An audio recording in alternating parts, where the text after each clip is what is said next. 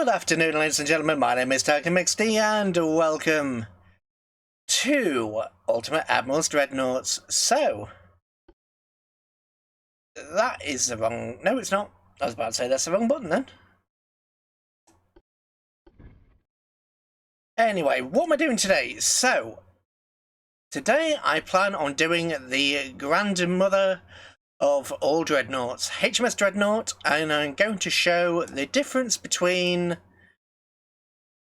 just 1 year's worth of technology. I'm going to hopefully attempt to show why HMS Dreadnought was such a revolution in technology by building her and having her face 3 opponents. Now, she was about 18,300 something tons. The figures vary a little bit, but they're all around 18,000. So, I don't have a lot of specifics on this. Pardon me. Don't have a lot of specifics on this, so I am going to be building it roughly the best I can. The main aim here is to show what Dreadnought could really do, and why Dreadnought battleships were such a major leap forward, as it were. Dreadnought herself was armed with several 12-inch guns, and I've forgotten the exact number because of course I have. That was it, 10 12-inch guns. And she also had about 27 2-pounders, which are essentially 3-inch guns, and those are 11-inch guns. That's what I get for not paying attention. Okay, you will... Oh, before I forget to mention, you'll notice I'm not moving as much as I normally do. I've had to change my program. Unfortunately, my body is doing a weird thing, and I think this computer's processor is dying, so, you know, needs must. So, she was built in 1906, that was roughly the time where the earliest Krupp armour started to come into place, so we can use Krupp armour. She was also quite heavily defended in the barbettes, but obviously I had to put that down. I'm not sure what kind of rangefinder she had. What I will go in... actually, I have a book. I have an actual book in front of me. And I've got some stuff to the side. So, armaments is not what I'm after. Fire control. FQ2 rangefinder. That's armor. Krupp! Excellent, she had Krupp. So we will go with Krupp. I'm going to be doing some long range, so I'll do that. Why not?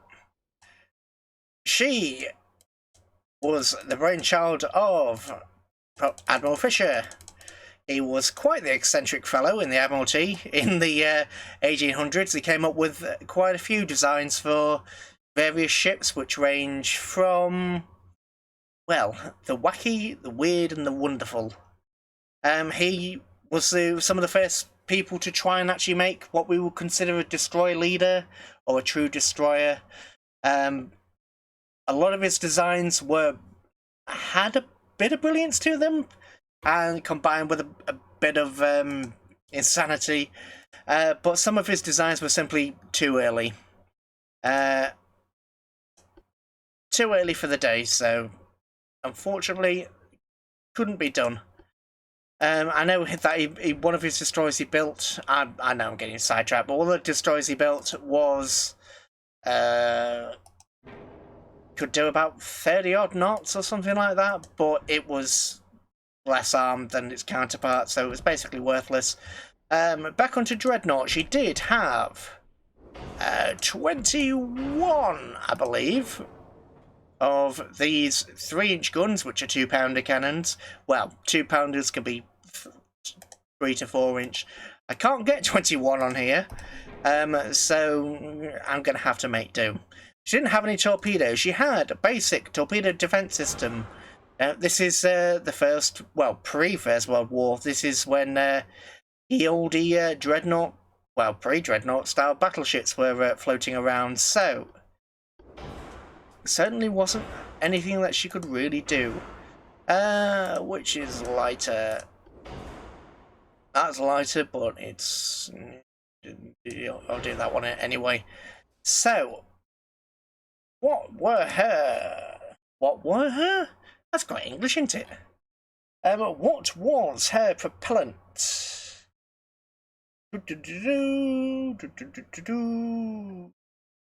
6-pounder Hotchkiss AA. That's not what I'm after. It does not tell me.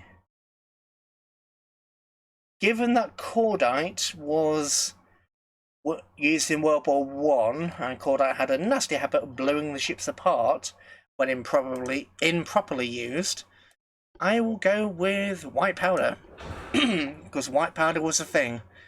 So, she also had 11 inches of belt, which we currently have, which tapered off to 4 inches, so I'll bring that down a bit. It's not a good idea in this game to reduce your armament, but, you know, needs must. Aftway offset is just a little bit high. I think I can actually cure that for a change. I'm not sure that was any better. Ah, well. Conning tower, 11 inches. She's at 11 inches. Turrets was 12. Barbettes, 11 inches. Bring down the secondary, so we've got a little bit more room to work with. Turret tops. You may notice that the deck armour is actually quite limited. For the time, she was one of the first ships to use steam turbines, which gave her a 21.6 knot speed. Obviously, we can't do 21.6 in game. I believe her record was almost... Yeah, I think it was almost 22 knots, which for a battleship was extremely quick. With that being said, I still have to do a few little bit of upgrades. Obviously, this is low technology, so there's not really that much I can do. The British were using heavy shells. British have been using heavy shells for a while. Ooh, that's too heavy. Advanced? No, that's too much. So I will, because it does say 12 inches here on the bar, 12 inches on the turret. So give her 12 inches. Deck is 0.75, so let's do 8 to taper it down to 3 inches. Traditionally, pre-dreadnoughts fought at ranges between 1,000 feet to 6,000 feet? No, 1,000 feet to 3,000 feet, sorry. Therefore, having her at... Dreadnought was expected to fight within ranges of 8,000 feet, which is obviously beyond what your average ship was expected. Your average battle range, sorry. Because it was... But this still wasn't the era where you had a lot of plunging fire. So they could taper the deck down a little bit. Still not quite happy with that belt. I'm going to put that belt up a bit, actually. I know I took it down, and I took it down for a reason. But no. It's saying up to 3 inches in certain parts of the belt. Ooh.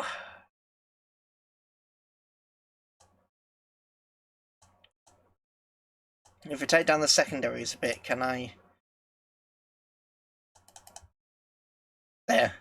That will have to do. So that will have to be my HMS Dreadnought. Obviously, I can't get 21 3-inch guns on here. I've managed to get all the 12-inch guns. She does 21.5 knots. She had an 11-inch belt tapering down to 4 inches. Well, in some places it was 4 inches according to the schematics.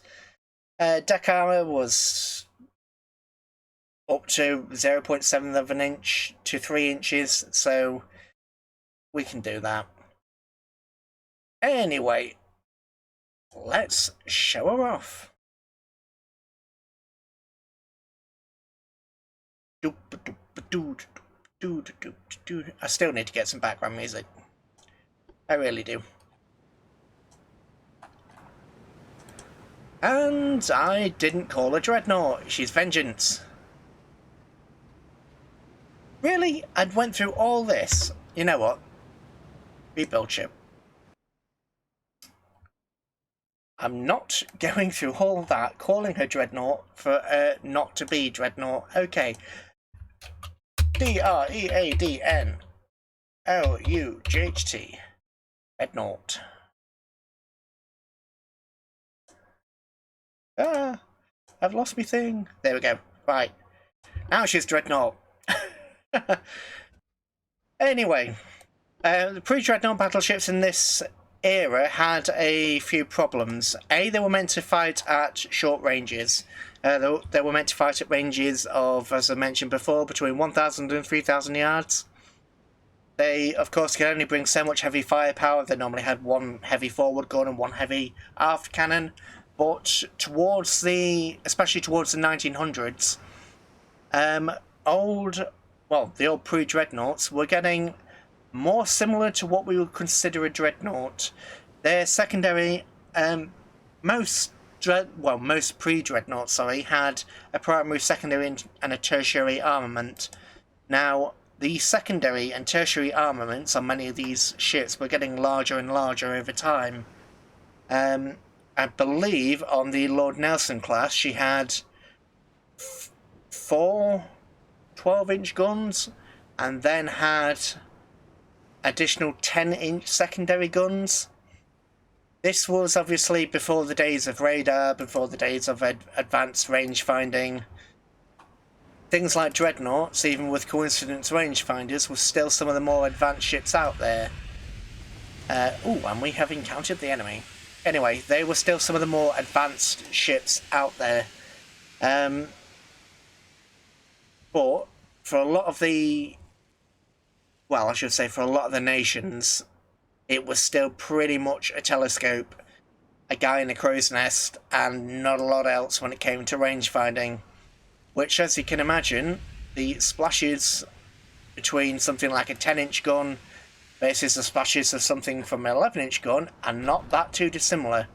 So when ships were fighting in battle, or when ships were training, they would notice that the primary and secondary armament were actually getting mixed up with each other, especially over distance. You couldn't necessarily tell which were your splashes and which were the splashes of the secondary guns, which is obviously a rather serious problem. Which is actually one of the main reasons why Dreadnought had all big guns. They were going big guns anyway, so they thought, let's have big guns. There were several designs actually submitted for Dreadnought. One design I seem to remember had the North Carolina style 2-fore, 2-aft, which would become very popular. That's what we know as, a traditional Dreadnought, traditional battle wagon, 2-forward, 2-aft. Others would have designs such as like the Der Flinger, where it's 1 forward, 1 aft, and then 2 either side. Obviously, this is inefficient because, well, if a third of your firepower can't shoot at something, then, you're wasting a third of your guns. Obviously, in this design, this gun can't engage anything, but you've still got a Falcon broadside, so you've still got double. And if we look at this, I believe these may be 13-inch guns, but still, you have double the firepower of your opponent. You're also faster. If we look even a couple of years early to the Battle of Tsushima, things like the Japanese Mikasa could only do 18.5 knots, or roughly 18.5 knots. And when they get up to that kind of speed, they had triple expansion engines. The triple expansion engines basically was the old... I don't quite know how to describe it. It looks a bit like a pistol engine on a diesel. It goes up and down. However, they tended to vibrate through the entire ship, which could A, damage the engine, B, damage the ship, and 3, actually throw off your gunnery. So turbines were also a massive increase in that regard. Much more stable, much less likely to be damaged by general impacts, etc. So turbines were actually quite the boon. still, I am doing what she was predicted to do, which was go up against multiple enemy vessels. So you can see on this ship, of course, you have, I think these are 13-inch, so you've got a 13-inch there and maybe an 11-inch there. The difference in... Good shot, oh boy. Ooh. Yeah, they updated the damage models recently, and you can tell. I know I'm normally playing about the damage models anyway, but I mean, look at that. There's a hole in the ship. Look at it. Look at it. There's a hole. Anyway, this guy's almost dead. In fact, this guy is dead. Did I?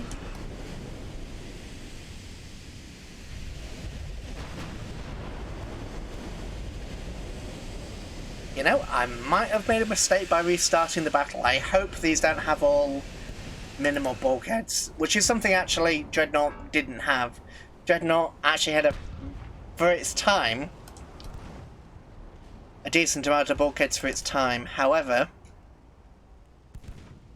it was still in the early days of the Krupp armour, so it did have Krupp armour, which was the best available.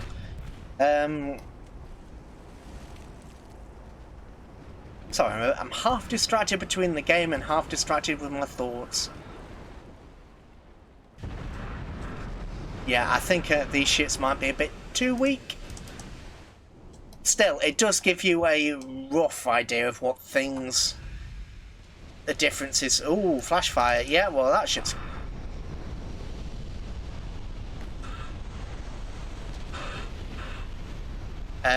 You're dead. I'm sorry.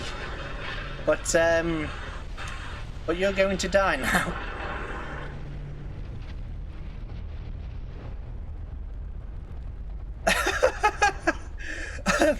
I wanted this to actually be a bit of a longer episode, but I'm going to kill them all with 20 minutes.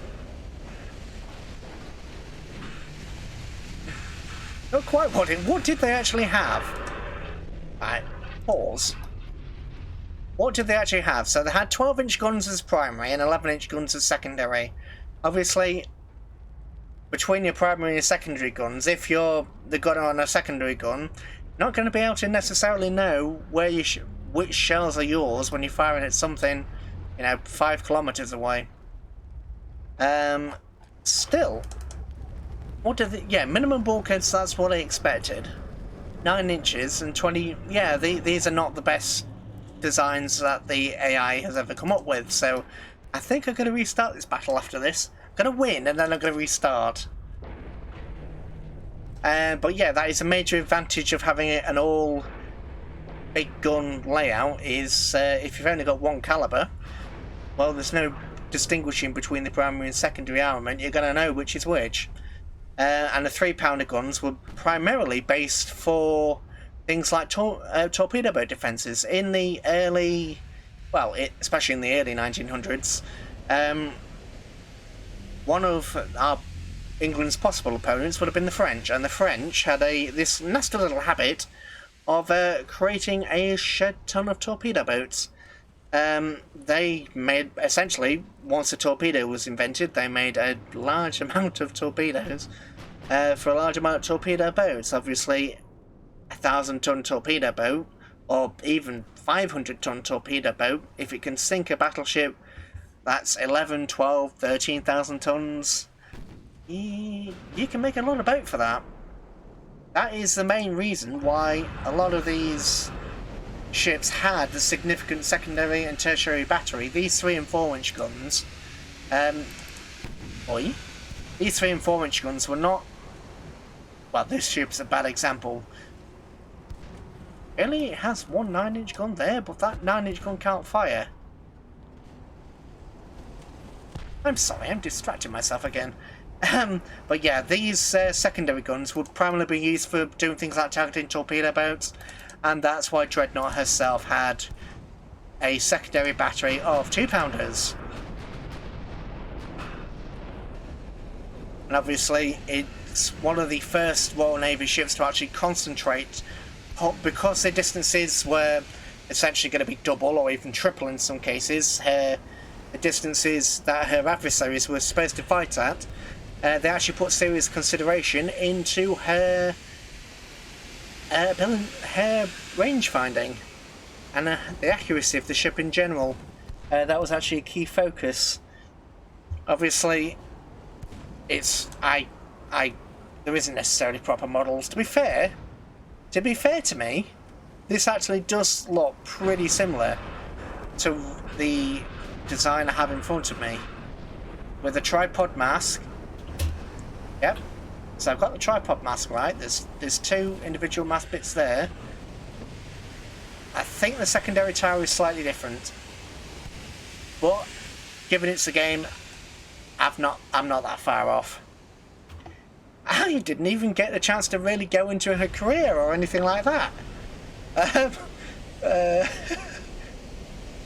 Oops. You know what? I'm going to play again. This was supposed to be a Dreadnought episode, so I was going to go and speak about HMS Dreadnought.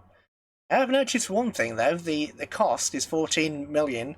The actual cost is 1,785,683, according to this. But of course, upgrades, etc., etc. But at build, that's the figure I've got. Interesting. So, let's go again. That was fun. I'll go again. Oh dear. Oops, and that's also the wrong button.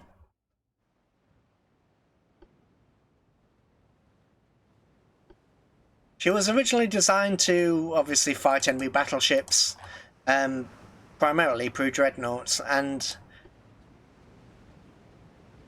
she never got the chance. She missed out on Jutland by, I believe she was in dock at the time when she missed out on Jutland. However, she does have the distinguishing honour of being the first and only battleship to deliberately sink another submarine. How did she do this? Well, you know, she rammed it.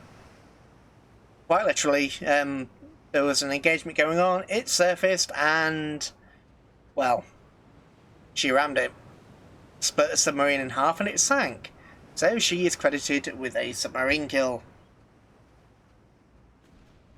Cup of tea.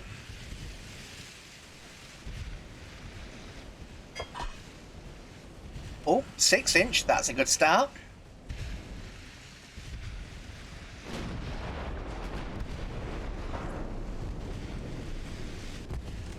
Let's see whether they have done a better job this time.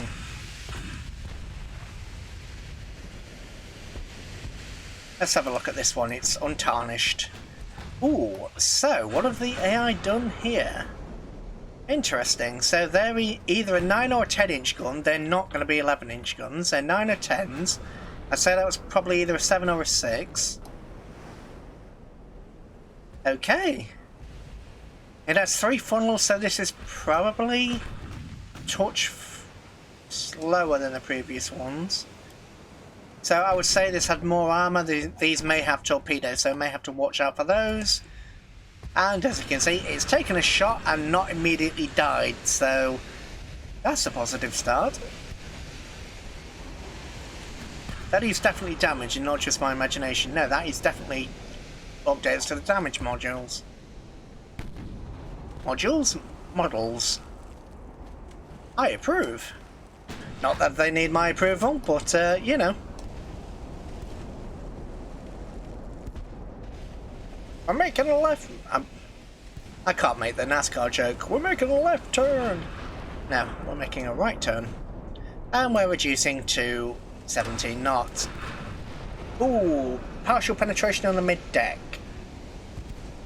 So no real damage then. 4-inch guns are firing, the 3-inch guns are popping away.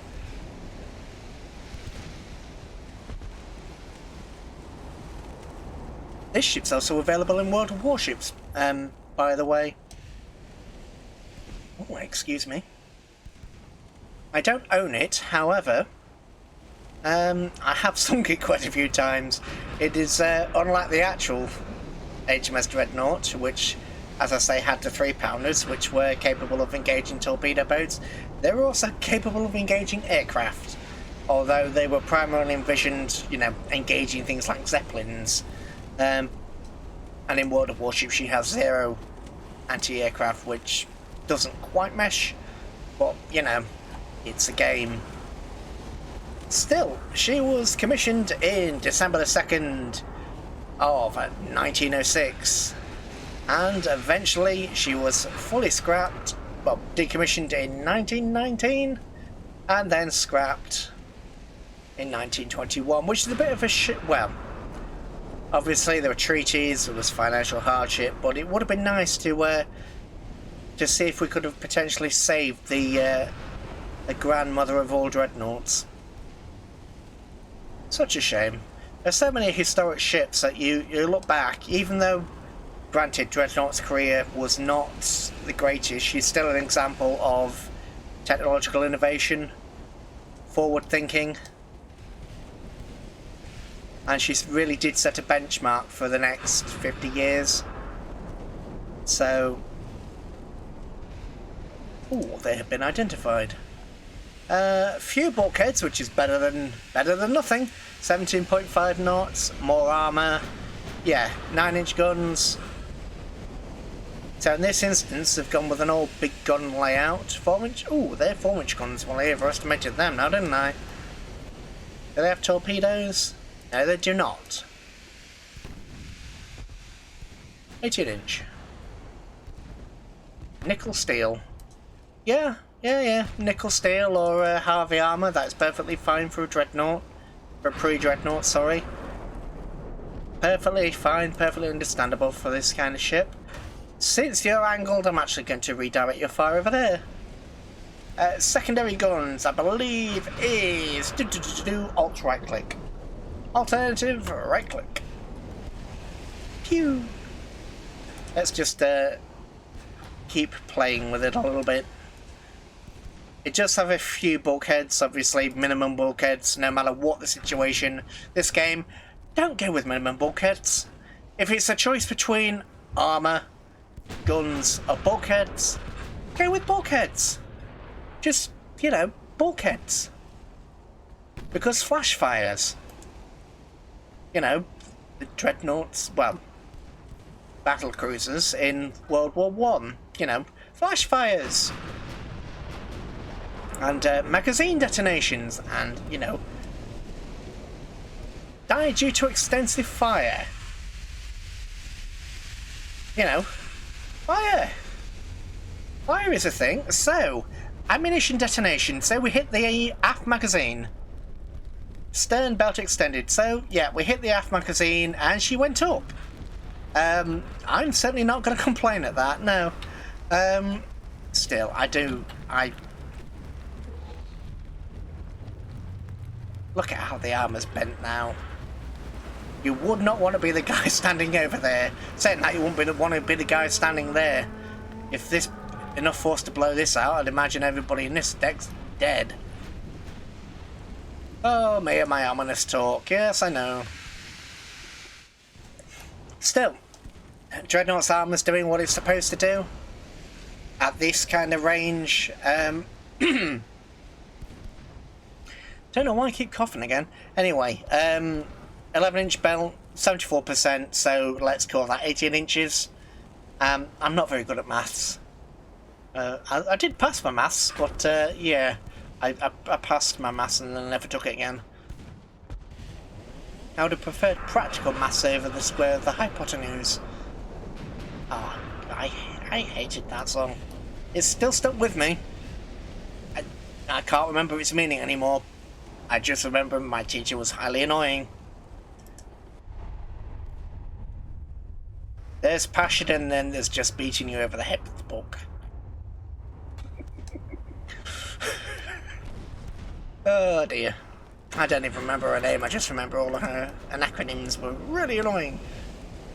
Still, I think you can... Granted, it's a game. Granted, if this was a player-based ship, I have done battles before where the AI has built much better ships than this. But I've got unlucky twice, so I'm not going to do it a third time. Because the third time, you know, Dreadnought's going to be the one that explodes. So, this has been HMS Dreadnought. And 3 versus 1.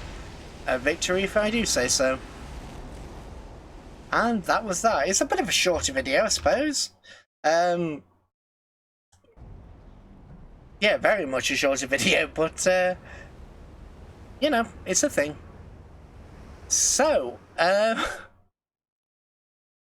you know, I really did expect this to take longer. I did a test version of this. I didn't build Dreadnought myself, but I built something similar. And they actually faced me with some decent ships. And I don't think they're doing that now. They've seen that I've hit the record button and they've gone, no. The High Seas Fleet has just gone, no. No, they said no. Anyway, so I am going to leave it here before I do a third battle and lose. So, my name has been TidyMXD. You have been watching Ultimate Admiral's Dreadnoughts. And goodbye.